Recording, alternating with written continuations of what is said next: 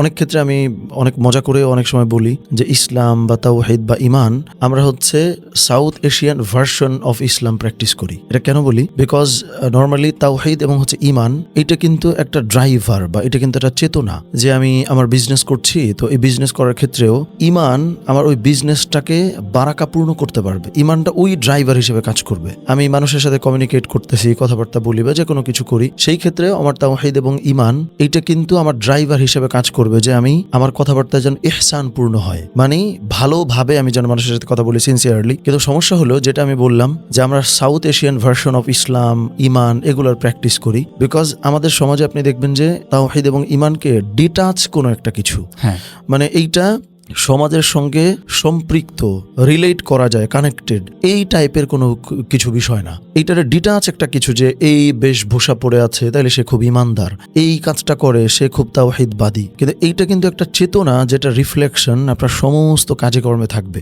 আমি খুব সিম্পল একটা উদাহরণ দিই, সেটা হচ্ছে আমরা নামটা উল্লেখ এই মুহূর্তে নাই করি, বাংলাদেশে বিভিন্ন পলিটিক্যাল পার্টি বা হচ্ছে যে বিভিন্ন দল বা বিভিন্ন গোষ্ঠী বা বিভিন্ন হচ্ছে পীর মুরিদ, অনেক ধরনের গোষ্ঠী বা শ্রেণী পিপল আমরা দেখি অনেক ক্ষেত্রে।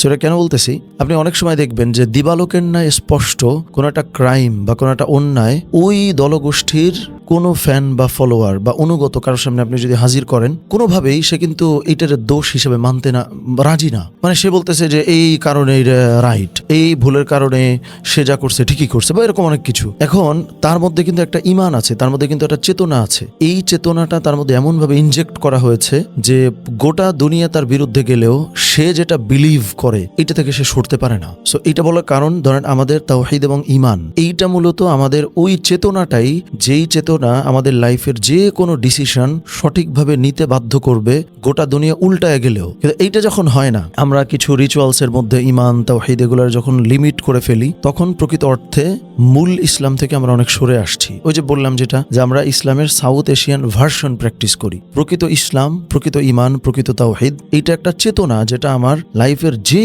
কোনো কাজ বা যে কোনো ডিসিশনকে ইনহ্যান্স করে। বাট ওইটার তো ল্যাকিংস আমি দেখি। এই কারণে আমার মনে হয় যে সমাজে খুব ভুলভাবেই সেট আপ করা বা সেট করা যে এই টিপিক্যাল কাজগুলো মানেই হচ্ছে তুমি ঈমানদার।